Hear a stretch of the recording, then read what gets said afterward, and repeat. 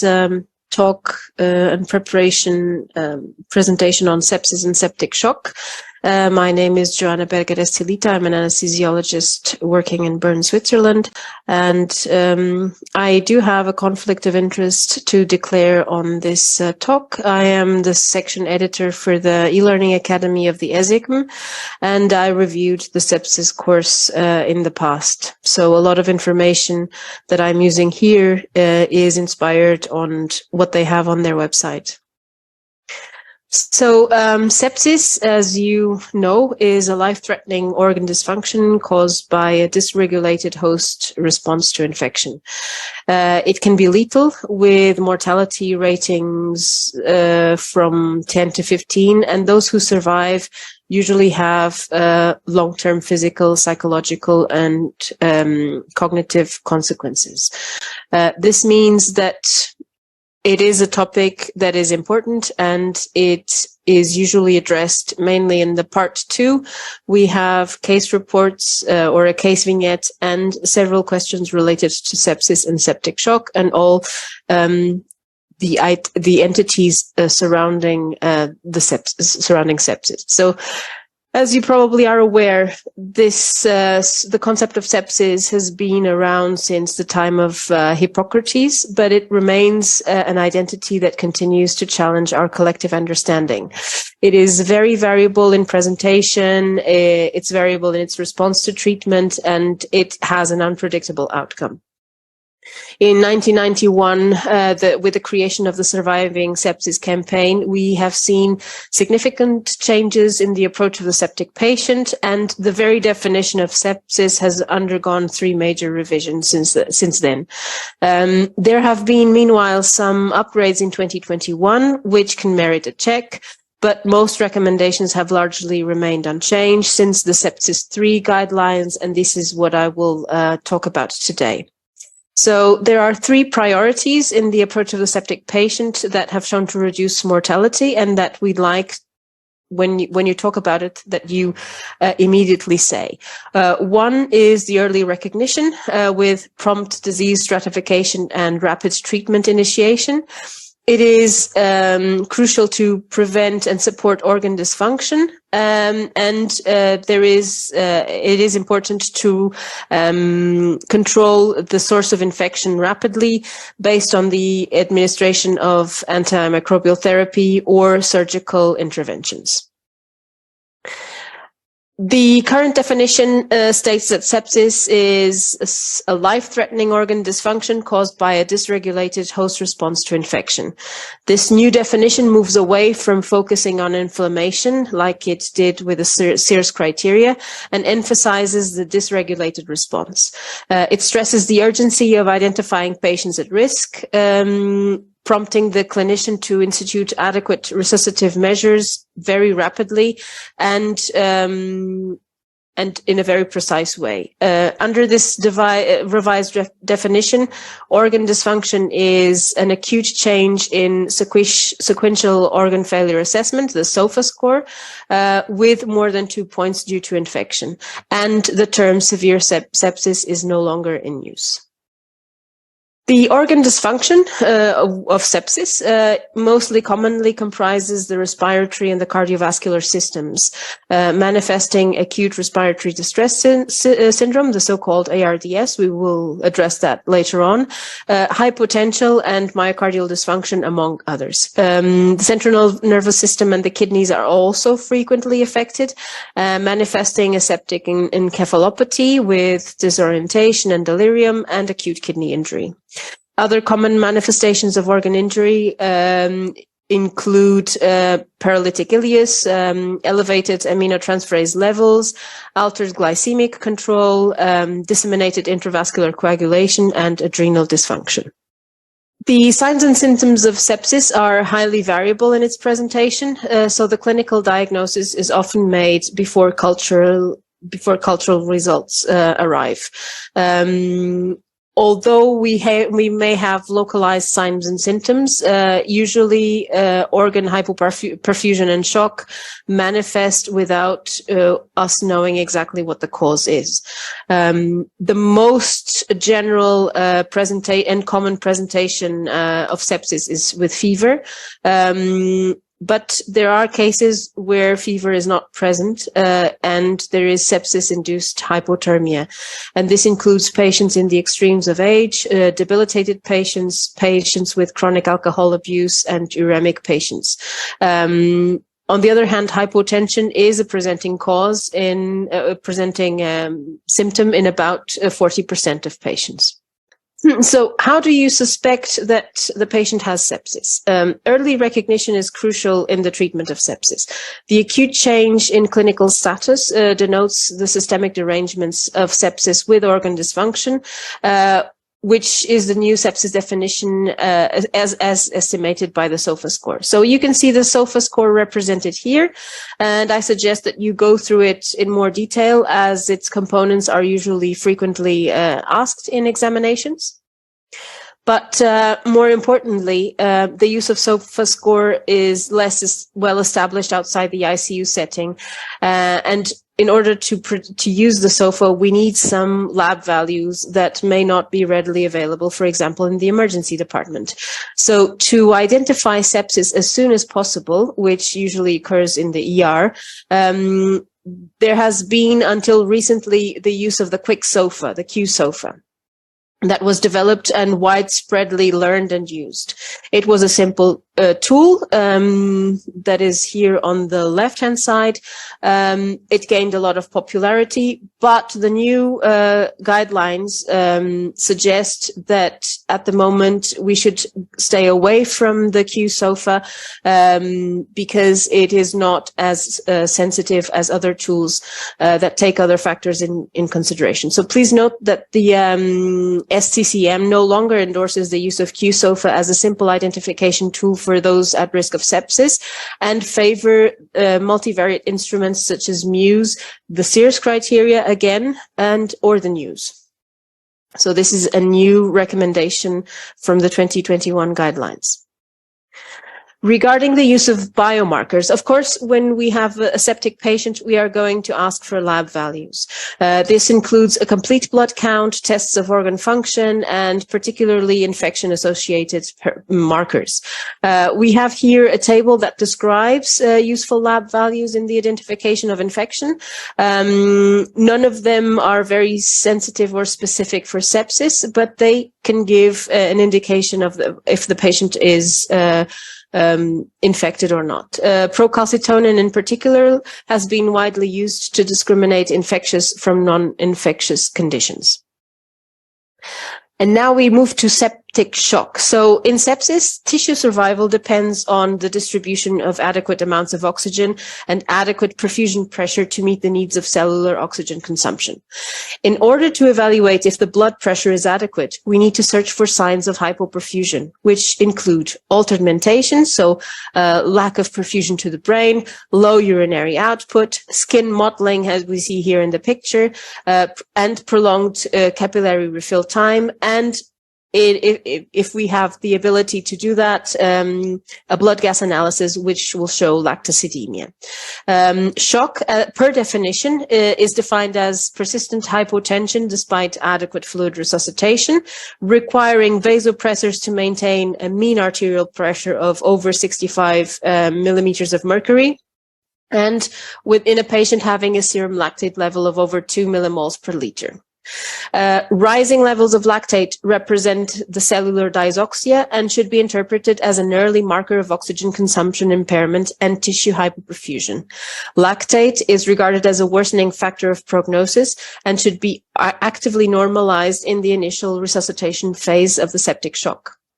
There is also a new suggestion to use capillary refill time to guide resuscitation in addition to other assessments.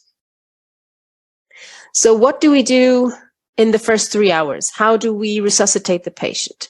So in the early phases of septic shock, fluid boluses of 30 milliliters per kg within the 3 hours were recommended. This recommendation has changed. It has been downgraded to weak, and now the fluid boluses are only suggested.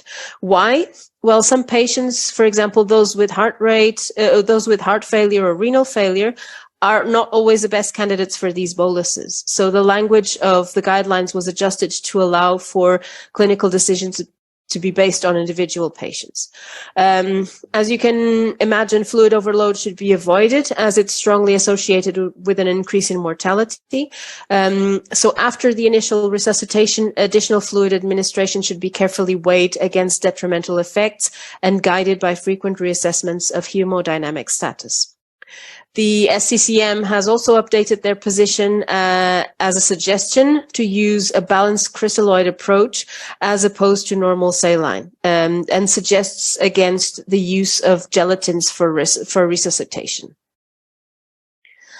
And then they say that we have to use vasopressors. The question is which ones? So for those patients with hypotension and cardiac dysfunction with persistent hypoperfusion, despite euvolemia and fluid management, the SCCM suggests now against the use of levosimendan due to the low quality of evidence to support its use. So when hypotension is present, the guidelines suggest starting vasopressors peripherally rather than delay the central venous access.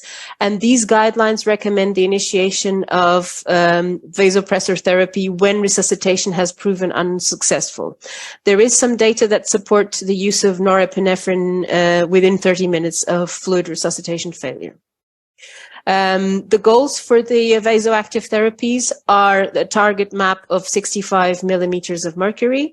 There is no data to support actually a mortality benefit of targeting a higher map. However, map targets, as you know, should be individualized to a given patient's condition and pre-existing blood pressure values. As soon as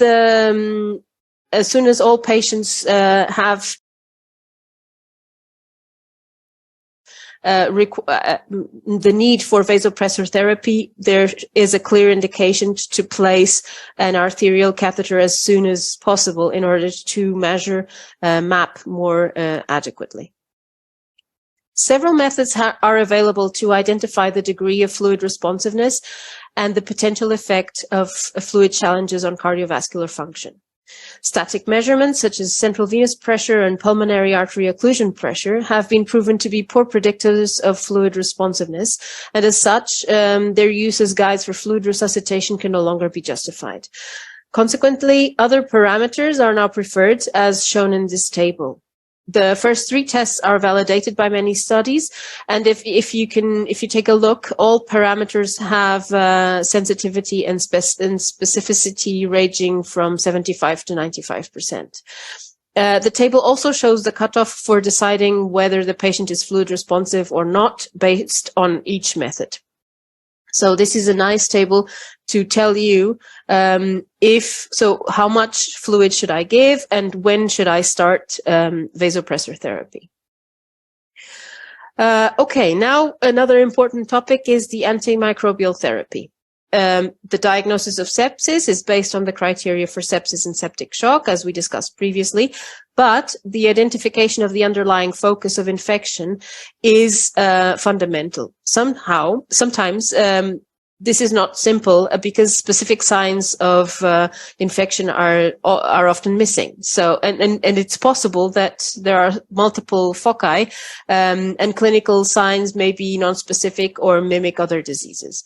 So patients with impaired organ function should always be searched and examined for infection. This is very important as the initiation of antimicrobial therapy and source control is essential for positive patient outcomes. This is at the moment the main message in sepsis is we need to start antimicrobial therapy and control of the focus early on. The problem is that sometimes in the initial stages of sepsis, a particular infection cannot be ruled out. In these cases, particularly when we have organ dysfunction, treated should be started empirically without delay. So the current guidelines recommend the following. First, patients suspecting of having infection, specifically with impaired organ function, need to be immediately diagnosed and treatment. We have to collect a patient's history, clinical examination, and lab values, and check which is the most likely source of infection. For those in septic shock or high suspicion of sepsis, the recommendation remains antimicrobials to be administered within 1 hour of identification, with a change in terminology from sepsis without shock to high likelihood of sepsis. Whenever possible, you have to obtain at least 2 pairs of blood cultures prior to antimicrobial therapy. But if you don't, or if you can't, do not delay treatment if you are unable to obtain samples in a timely manner. Start antimicrobial therapy with broad spectrum coverage and evaluate the interdisciplinary possibilities of source control involving the surgeon as soon as possible. Finally, reevaluate the patient repeatedly, and once you find the source, target the therapy according to the microbiological findings. This means escalating or de-escalating antibiotics, which should happen within the first 72 hours. And do not continue antimicrobial therapy without justification or for long durations. I bring you here a table of antibiotics, and I would recommend that you spend some time brushing up on your knowledge of antibiotics, because you will be expected to know some basic aspects of antimicrobial therapy and coverage, particularly in part 2. This usually comes as a surprise to many candidates. Bear in mind that antimicrobial therapy in sepsis should be selected based on the presumptive focus of infection. So it is different if you have a pneumonia, an intra-abdominal infection, or a prosthetic device infection. The mode of acquisition, community acquired versus nosocomial. Check the patient-related factors. If the patient has renal insufficiency, renal replacement therapy, what is the volume of distribution of the drug that you are giving, and how can you adapt? And obviously the local and institutional microbial resistant patterns, which are very useful.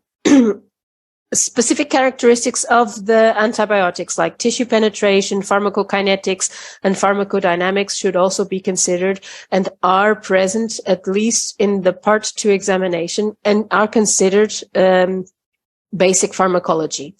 So please spend some time looking at this table. Okay, regarding source control. Source control is as important as antimicrobial therapy. A specific anatomic focus of the infection requiring immediate source control should be identified or excluded as rapidly as possible. Appropriate source control interventions should be implemented as soon as medically and logistically feasible after the diagnosis is made. The imaging of anatomic sites may facilitate the management using less invasive techniques like percutaneously placed drains, which obviously obviate the need for a surgical intervention. And now regarding blood products, I'm going to go through these slides quickly because this can be read in the guidelines, but they may be asked both in part 1 and part 2 questions. So, red blood cells. According to the TRIST trial, at the moment, we prefer a transfusion threshold of 7 grams per deciliter because this results in less mortality than liberal thresholds. Regarding fresh frozen plasma, the guidelines recommend against the transfusion of FFPs if the patient is not bleeding or an invasive procedure is not anticipated.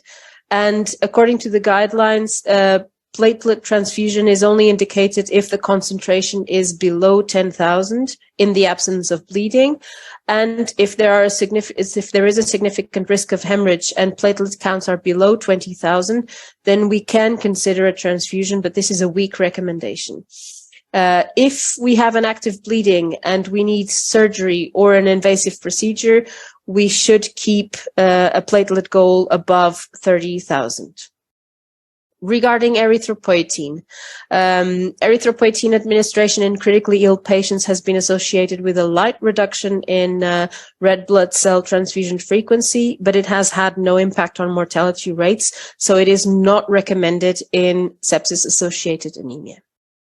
So regarding analgesia and sedation, limiting the use of sedatives in critically ill patients is, as it's now a standard knowledge, associated with a reduction in the duration of mechanical ventilation, ICU, and hospital length of stay.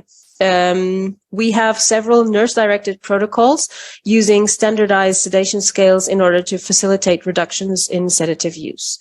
And this is more or less widespread. Moreover, there has been a landmark study that proved that intermittent sedation with daily interruptions led to improved patient outcomes. Several studies have shown that the use of opioids or short-acting drugs such as propofol or dexmedetomidine result in better outcome and faster weaning from mechanical ventilation. So according to the guidelines, continuous sedation should be minimized in septic patients, regardless of the administered drug, and the use of standardized sedation scores and avoiding benzodiazepines should be done.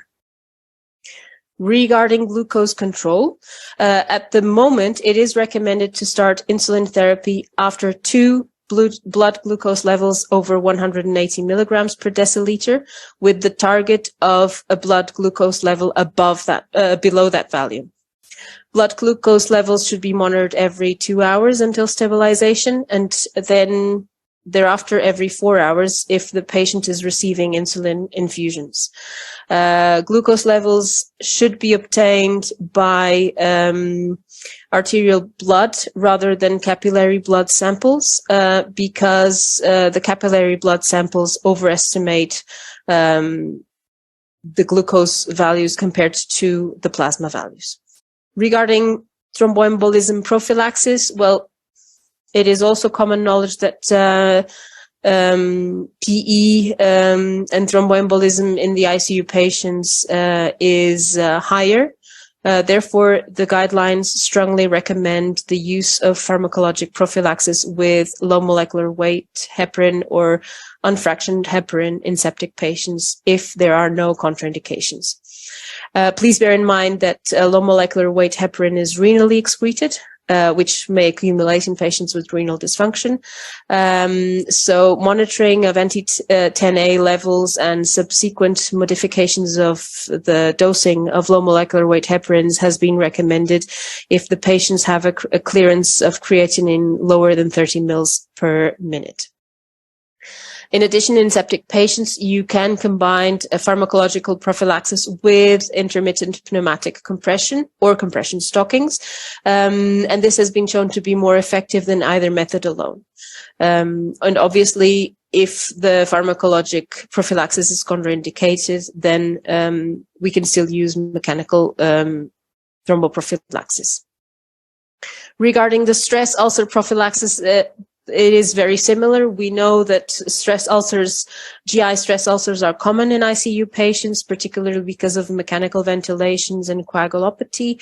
The risk of bleeding is reduced when prophylaxis with histamine 2 receptor antagonists or PPIs is implemented. However, the prophylaxis is associated with a high risk of pneumonia.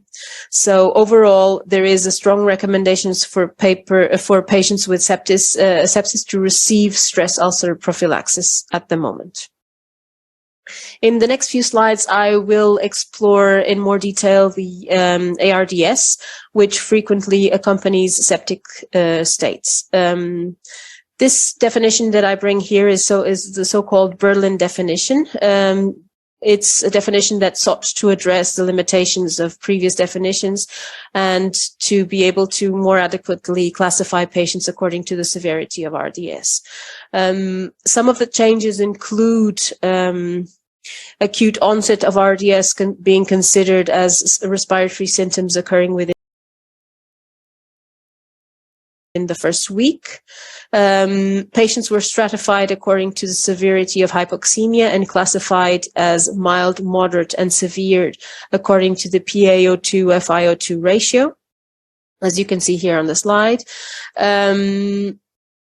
The respiratory failure should not be explained by cardiac failure or fluid overload. And the Berlin definition considered radiological abnormalities as bilateral opacities on chest ray, but also on CT scan. We know, and this is very, very new, only this week it has been released a new global definition of ARDS. Candidates are not expected to know the very new definitions, but still it shows that you have had an interest on the topic if you tell us that there is a new definition from 2023. So for those with sepsis-induced acute respiratory failure, high nasal flow oxygen now is favored over conventional non-invasive positive pressure ventilation, such as BiPAP. And this has been incorporated in this newest definition.